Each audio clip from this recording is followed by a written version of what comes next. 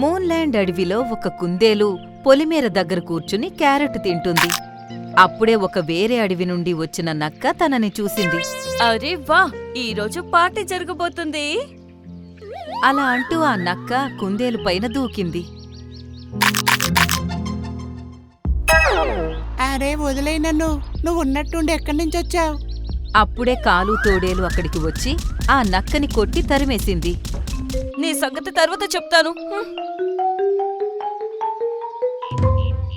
కృతజ్ఞతలు కాలు తోడేలు, నువ్వు చాలా మంచివాడివి. నాకు ఈ రోజే తెలిసింది జంతువులు నీ గురించి ఎంత తప్పుగా మాట్లాడతారో అని.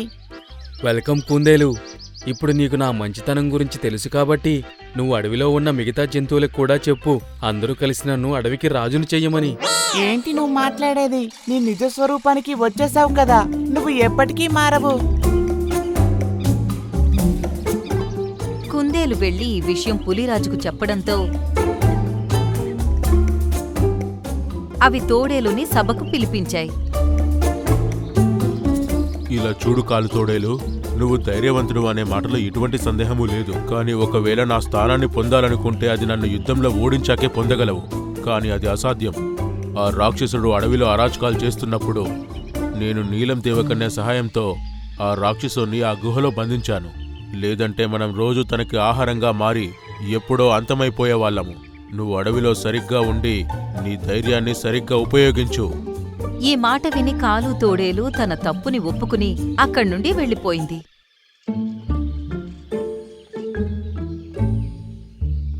కాని ఇప్పుడు తన బుర్రలోకి ఒక ఐడియా వచ్చింది. అది ఆ గుహద్వారం దగ్గరకు చేరుకుని పిలవడం మొదలుపెట్టింది. రాక్షసుడా, నువ్వు లోపలే ఉన్నావా? ఎవరది? నా పేరు కాలు తోడేలు. నాకు తెలుసు నువ్వు గుహలోపల ఉండి ఒక 10 జంతువుల మాంసం తినేంత వరకు నువ్వు గుహ నుండి బయటికి రాలేవని.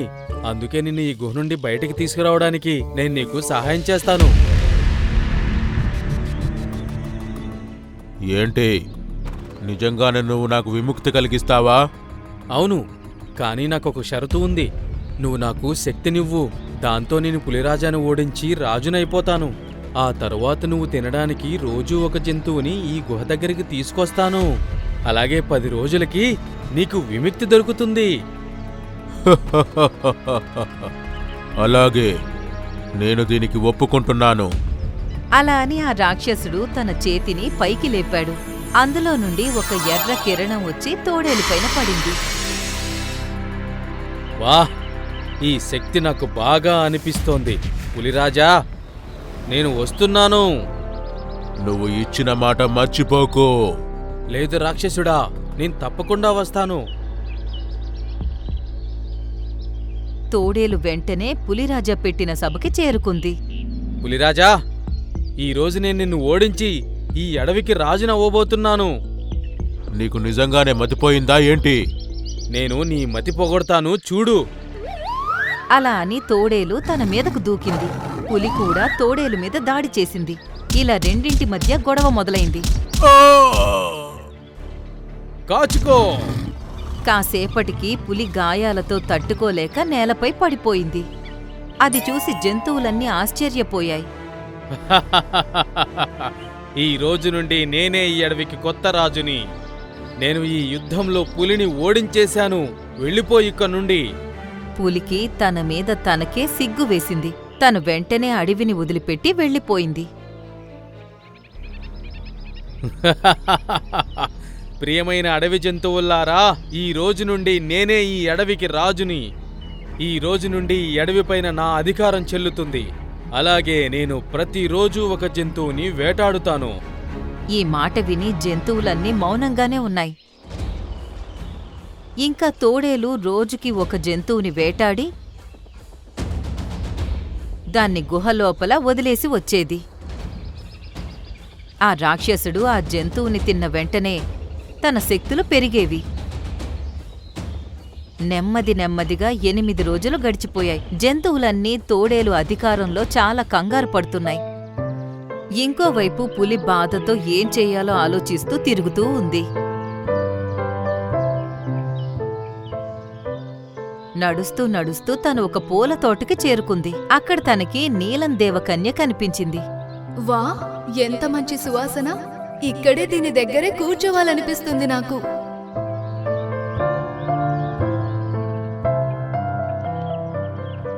నీలం దేవకన్య, నువ్వు ఎలా ఉన్నావు? అరే పులిరాజా, మీరేంటిక్కడ? మీరు మీ అడవిని వదిలేసి ఎక్కడ తిరుగుతున్నారు? నీలం దేవకన్య, నాకు చాలా సిగ్గుగా ఉంది. కాళ్ళు తోడేలు నాతో యుద్ధం చేశాడు. ఆ యుద్ధంలో తను నన్ను ఓడించి ఈ అడవికి రాజు అయిపోయాడు. తన ఆదేశం ప్రకారం నేను అడవిని వదిలేసి వచ్చేశాను. నువ్వొక్క పులివి, ఒక తోడేలు నిన్ను ఎలా ఓడించగలదు? నాకు కూడా తెలీదు, కాని తనలో ఒక సింహమంత బలముందనిపించింది. అప్పుడు నీలం దేవకన్య ఏదో ఆలోచించి ఇలా అంది. మనం ఒక ఎర్ర రాక్షసుడిని ఒక గుహలో బంధించాం కదా, ఆ రాక్షసుడు ఇంకా ఆ గుహ లోపలే ఉన్నాడా? అతని గురించి నాకేమీ తెలీదు, కాని అతనితో దీనికి సంబంధమేంటి? సంబంధం ఉందో లేదో మనం అక్కడికి వెళ్తేనే తెలుస్తుంది. దేవకన్య తన మంత్రదండాన్ని తిప్పి పులితో పాటు ఆ గుహ దగ్గరకు చేరుకుంది. వాళ్ళిద్దరూ దాక్కుని గుహపైన ఒక కన్ను వేసి ఉంచారు. కాసేపటి తర్వాత తోడేలు ఒక కుందేలు మృతదేహాన్ని తీసుకుని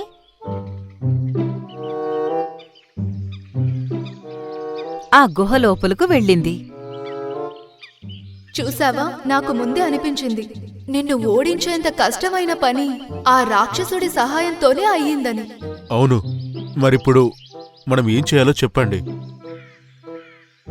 నీలం దేవకన్య మళ్లీ మంత్రదండాన్ని తిప్పింది.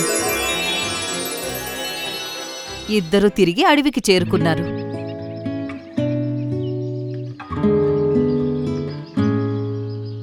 అరే నీలం దేవకన్య, ఎలా ఉన్నారు మీరు? చాలా రోజుల తర్వాత కనిపించారు. నీలం దేవకన్య జరిగిందంతా జంతువులకి చెప్పింది. మేము ఆ తోడేలిని అస్సలు వదిలిపెట్టాము. ప్రియమైన జంతువులు, తను పులిరాజుని అవమానించి ఇక్కడి నుంచి పంపించేశాడు. తన మీద పగ తీర్చుకోవడానికి నా దగ్గర ఒక ప్లాన్ ఉంది. దేవకన్య అందరికీ తన ప్లాన్ గురించి చెప్పింది. దాని ప్రకారమే దేవకన్య దగ్గర్లో ఉన్న ఒక చెట్టు వెనకాల దాక్కుంది. కాసేపటి తర్వాత కాలు తోడేలు తిరిగి వచ్చేసరికి జంతువులన్నింటితో పాటు పులిని చూసి, అరే పులి, నువ్వు ఇక్కడికెందుకొచ్చావు? నేను నీతో యుద్ధం చేయాలనుకుంటున్నాను. పోయినసారి తిన్న దెబ్బలు మర్చిపోయావా ఏంటి? మళ్ళీ దెబ్బలు తినడానికి వచ్చేసావా? దాని గురించి తరువాత మాట్లాడదాము. ముందు యుద్ధం చెయ్యి. ఈసారి గెలిచి చూపించు నువ్వు.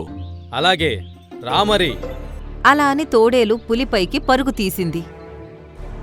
అప్పుడే అక్కడ దాక్కుని ఉన్న దేవకన్య తన మంత్రదండాన్ని తిప్పి తోడేలు లోపల ఉన్న రాక్షసుడి శక్తులన్నింటినీ తీసేసింది. పులి ఒకే ఒక్క దెబ్బతో దాన్ని దూరంగా పడేసింది. అయ్యో, ఏంటిలా జరిగింది? ఆ, ఆ. అది మళ్ళీ పులిపైకి పరుగు తీసింది. రెండింటి మధ్య యుద్ధం మొదలైంది. కాని ఈసారి పులి తోడేల్ని దారుణంగా గాయపరిచింది. ఆ, నేను ఓటమి నొప్పుకుంటున్నాను. ఓడిపోయిన నొప్పుకుంటున్నాను. నన్ను వదిలేయ్. చెప్పు, ఇప్పుడు కూడా నువ్వు ఈ అడవికి రాజువేనా? లేదు లేదు పులిరాజా, మీరే ఈ అడవికి అసలైన రాజు. నేను మిమ్మల్ని ఆ రాక్షసుడిచ్చిన శక్తుల సహాయంతో ఓడించాను. కానీ ఈరోజు అవి ఎందుకు పనిచేయలేదో అదే అర్థం కావడం లేదు. అప్పుడే దేవకన్య అందరి ముందుకి వచ్చి ఇలా అంది. ఎందుకంటే ఈసారి నేను నీలో ఉన్న రాక్షసుడి శక్తులన్నింటినీ లాగేసుకున్నాను. ఏంటి? అవును కాలు తోడేలు, నీకు సిగ్గనిపించడం లేదా? అధికారం కోసం నువ్వు ఇన్ని జంతువులను చంపేస్తావా? పైగా ఆ రాక్షసుడిని విడిపించాలని చూస్తావా? ఇప్పుడు చెప్పు, నీకు ఏ శిక్ష వేయమంటావు? నా వల్ల తప్పు జరిగింది నీలం దేవకన్య. నాకు శిక్ష వేయకండి. నేనింక ముందెప్పుడు రాజవ్వాలని లేదా జంతువులకు హాని చేయాలని అనుకోను. ఇది నీకు చివరి అవకాశం. తోడేలు సరే అని తల ఊపింది. అన్నీ కలిసి ఇప్పుడు గుహ దగ్గరకు చేరుకున్నాయి. దేవకన్య మంత్రదండాన్ని తిప్పింది. గుహ ద్వారంలో ఒక పెద్ద తలుపు ప్రత్యక్షమైంది. ఇక ఈ తలుపుని కేవలం నేను మాత్రమే తెరవగలను. ఎవ్వరు దీని లోపలికి వెళ్ళలేరు. అప్పుడే లోపల నుండి రాక్షసుడి గొంతు వినిపించింది. నన్ను వదిలేయండి. నన్ను ఇక్కడి నుండి బయటికి తీసుకెళ్ళండి. తన అరుపులు విని అన్నీ గట్టి గట్టిగా నవ్వడం మొదలుపెట్టాయి. అన్నీ సంతోషంగా అడవికి తిరిగి వెళ్ళిపోయాయి. లెఫ్టీ, నువ్వు చాలా సేపటి నుంచి తింటున్నావు. ఇప్పుడు నాకు తినాలనిపిస్తుంది. నన్ను కూడా తిననివ్వు. భోజనం ఎవరు తింటే ఏంటి, దాంట్లో ఏమీ వ్యత్యాసం ఉండదు. ఎందుకంటే మన ఇద్దరు పొట్ట ఒకటే. అంటే నేనేం తిన్నా గాని మన పట్టులోకే వెళ్తుంది. ఒకరోజు అడవిలో టీను పక్షి ఒక గుడ్డు పెట్టింది. అది చాలా శ్రద్ధగా దానికి కాపలా కాస్తుంది. ఆఖరికి కొద్ది రోజుల తర్వాత టీను వెయిట్ చేస్తున్న రోజు కూడా వచ్చేసింది. ఆ గుడ్డు పొదిగే రోజు. కొంచెం అటు ఇటు కదిలిన తర్వాత గుడ్డు పగిలింది. దాంట్లో నుంచి ఒక చిన్ని పక్షి బయటికొచ్చింది. Tweet tweet tweet. టీను ఆ చిన్ని పక్షిని చూసిన వెంటనే షాక్ అయిపోయింది. ఎందుకంటే దానికి 2 తలలున్నాయి. అంటే అవి 2 వేరువేరుగా మాట్లాడగలుగుతాయి. మరియు ఇద్దరి మైండ్ కూడా వేరువేరు. టీను దానికి పేరు ట్విన్స్ అని పెట్టింది. రైట్ సైడ్ లో ఉన్న తలని రైటీ, లెఫ్ట్ సైడ్ లో ఉన్న తలని లెఫ్టీ అని పిలుస్తుంది. ఒకరోజు ట్విన్స్ విహారయాత్ర కోసం అడవిలో ఎగురుకుంటూ వెళ్తున్నాయి. అప్పుడు లెఫ్టీ యొక్క దృష్టి ఒక చెట్టు మీద పడింది. దాంట్లో చాలా ఆపిల్స్ ఉన్నాయి. ట్విన్స్ ఆ చెట్టు మీద వెళ్లి కూర్చున్నాయి. లెఫ్టీ తినడం ప్రారంభించింది. వావ్, చాలా టేస్టీగా ఉంది. లెఫ్టీ తినడం చూసి రైటీకి కూడా తినాలని అనిపించింది. లెఫ్టీ, నువ్వు చాలా సేపటి నుంచి తింటున్నావు. ఇప్పుడు నాకు తినాలనిపిస్తుంది. నన్ను కూడా తిననివ్వు. భోజనం ఎవరు తింటే ఏంటి, దాంట్లో ఏమీ వ్యత్యాసం ఉండదు. ఎందుకంటే మన ఇద్దరు పొట్ట ఒకటే. అంటే నేనేం తిన్నా గాని మన పట్టులోకే వెళ్తుంది. కాని కొంచెమైనా నన్ను తిన్నివ్వు. ఈ పండుని ఫస్ట్ నేనే చూశాను. అందుకు దీన్ని తినే హక్కు నాకు మాత్రమే ఉంది. అది విని రైటీ ఏమీ మాట్లాడలేదు. కానీ అది ఈ విషయానికి కక్ష తీర్చుకోవాలని అనుకుంటుంది. మరుసటి రోజు మళ్ళీ అలాగే జరిగింది. ట్విన్స్ ఆకాశంలో ఎగురుతూ ఉన్నాయి. ఇప్పుడు రైటీ యొక్క దృష్టి పండు మీద పడింది. అది చెట్టు యొక్క కొమ్మ మీద కూర్చుంది. కానీ ఈసారి రైటీ తింటూ ఉంది మరియు లెఫ్టీ చూస్తూ ఉంది. రైటీ, నువ్వు చాలా తిన్నావు. ఇప్పుడు నన్ను తిన్ననివ్వు. ఎందుకు? ఈ పండు మీద ఫస్ట్ నా దృష్టే పడింది. అందుకే దీన్నిప్పుడు నేనే తింటా. అంతేకాదు, మనిద్దరికి ఉన్నది ఒకే పొట్ట.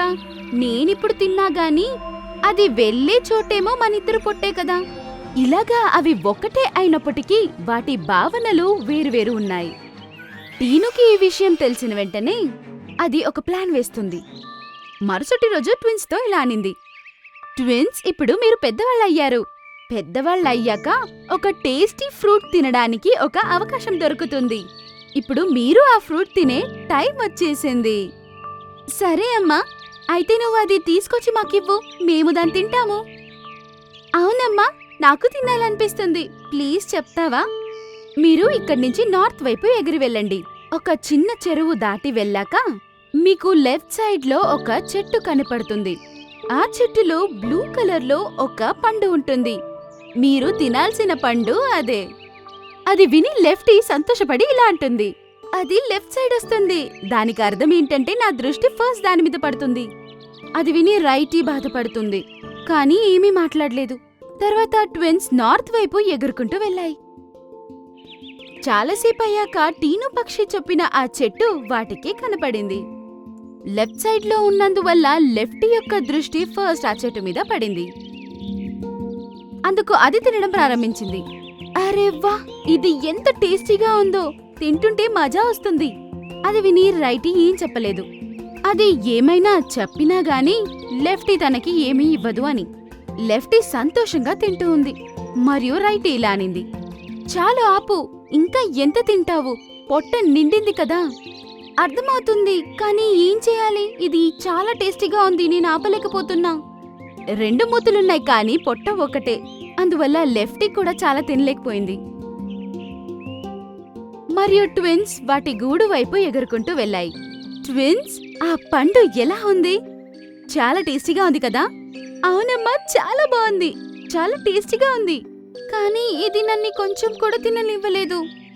లెఫ్టీ, నువ్వెందుకు అలా చేశావు? అమ్మా, ఆ చెట్టు లెఫ్ట్ సైడ్ లో ఉంది. అందుకే నా దృష్టి దాని మీద ఫస్ట్ పడింది. దాన్ని తినే హక్కు నాకు మాత్రమే ఉంది. అందుకే తిననివ్వలేదు. టైం వస్తే నీకు అంతా తెలుస్తుంది. కాసేపయ్యాక లెఫ్టీ యొక్క గొంతు నొప్పి స్టార్ట్ అవుతుంది. రాత్రి అవుతూ అవుతూ దాని గొంతు ఇంకా చాలా నొప్పెడుతూ ఉంటుంది. ఇప్పుడు అది మాట్లాడలేకపోతుంది. అమ్మా, ఉదయం నుండి నా గొంతు నొప్పెడుతుంది. ఆ పండు తిన్నప్పటి నుండి. అంటే నువ్వు ఆ పండు ఎక్కువ తిన్నట్టున్నావు, అందుకే నీకు ఇలా అవుతుంది. అయితే అమ్మా, ఇప్పుడు ఏం చేయాలి? నా గొంతు నొప్పి ఎలా నయమవుతుంది? మీరు మళ్ళీ ఆ వైపే వెళ్ళాలి. ఆ బ్లూ కలర్ పండు ఉన్న చెట్టుని దాటి వెళ్ళాక అక్కడ రైట్ సైడ్ లో ఒక చెట్టు కనపడుతుంది. దాంట్లో అలాంటిదే గ్రీన్ కలర్ లో ఒక పండు కనిపిస్తుంది. దాన్ని తినగానే నీ గొంతు నొప్పి మాయమవుతుంది. సరే అమ్మా, నేను ఇప్పుడే వెళ్తాను. అలా అని అవి అక్కడి నుంచి వెళ్లి ఆ చెట్టు దగ్గరికి చేరుకున్నాయి. కాని చెట్టు రైట్ సైడ్ లో ఉండడం వల్ల రైటీ యొక్క దృష్టి దాని మీద పడింది. మరియు వాళ్ళు ఆ చెట్టు మీద కూర్చుని వెంటనే రైటీ దాన్ని తినడం ప్రారంభించింది. రైటీ, నా గొంతు నొప్పెడుతుంది. ఈ పండుని నన్ను తిన్నివ్వు. ఇది రైట్ సైడ్ లో ఉండడం వల్ల నా దృష్టి ఫస్ట్ దీని మీద పడింది. అందుకు దీన్ని తినే హక్కు నాకు మాత్రమే ఉంది. అలా అని చెప్పి రైటీ ఆ ఫ్రూట్ ని తినడం ప్రారంభించింది. మరియు వాటి గూటు వైపు ఎగురుకుంటూ వెళ్ళాయి. టీను వెళ్లి చూసినప్పుడు లెఫ్టీ యొక్క గొంతు నొప్పి నయం కాలేదు. అందుకు లెఫ్టీ తనతో అన్నీ చెప్పింది. అది విని టీను నవ్వుతుంది. ఇప్పుడు మెయిన్ ప్లాన్ బాకీ ఉంది. కాసేపయ్యాక ట్విన్స్ యొక్క పొట్టలో నొప్పెడుతుంటుంది. మరియు రైటీ టీను దగ్గర ఇలా అంది, అమ్మా, కడుపు నొప్పెడుతుందమ్మా. మీరిద్దరూ ఒక్కటే, కానీ ఇద్దరు వేరే వేరే ఆలోచనలో పెట్టుకున్నారు. ఇద్దరు వేరే వేరేలాగా ప్రవర్తించారు. మీ పొట్టలో నొప్పెందుకు పెడుతుందంటే గొంతు నొప్పిని న్యాయం చేసే పండుని నువ్వు ఎక్కువగా తిన్నావు. మీరు మళ్ళీ అక్కడికే వెళ్ళాలి. ఈసారి లెఫ్ట్ సైడ్ లో ఒక చెట్టు వస్తుంది. ఆ పండు తింటే మీ పొట్ట నొప్పి నయమవుతుంది. కానీ లెఫ్ట్ సైడ్ లెఫ్టీది కదా, గొంతు పాడైపోయినందువల్ల అది తినలేకపోతుంది. ఇప్పుడు చెప్పండి, ఈ సమస్యకు సరైన పరిష్కారం ఏంటి? అది విని లెఫ్టీ మరియు రైటీకి వాళ్ళు చేసిన తప్పేంటో అర్థమైంది. ఫస్ట్ లెఫ్టీ ఏం ఫ్రూట్ తినాలో ఆ ఫ్రూట్ ని తిని గొంతు నొప్పి నయం చేసుకుంటుంది. మరియు లెఫ్ట్ సైడ్ లో వచ్చే ఫ్రూట్ ని నేను తిని మా పొట్ట నొప్పిని నయం చేసుకుంటాము. మరియు ఇప్పుడు మేము ప్రమాణం చేస్తున్నాము, ఈ రోజు నుంచి మేము గొడవ పడము. ఏం దొరుకుతుందో దాన్ని మేమిద్దరం సగం సగం తింటాము మరియు ఒకరి మాట ఒకరు వింటాము. అది విని టీను సంతోషిస్తుంది. మరియు ట్విన్స్ రెండు మొహాలతో ఆ వైపు ఎగురుకుంటూ వెళ్ళాయి. రైటీ సైడ్ ఉన్న పండుని లెఫ్టీని తిననిస్తుంది. అందువల్ల గొంతు నొప్పి మాయమవుతుంది. మరియు ముందుకు వెళ్లి లెఫ్టీ సైడ్ ఉన్న ఫ్రూట్ ని రైటీని తిననిస్తుంది. వాళ్ళ పొట్ట నొప్పి కూడా మాయమైంది. మరియు ట్విన్స్ వారి గూడు వైపు సంతోషంగా వెళ్ళాయి. లెఫ్టీ మరియు రైటీ ఇద్దరూ ఒకరితో ఒకరు మాట్లాడుకొని మళ్ళీ ఒకటయ్యాయి.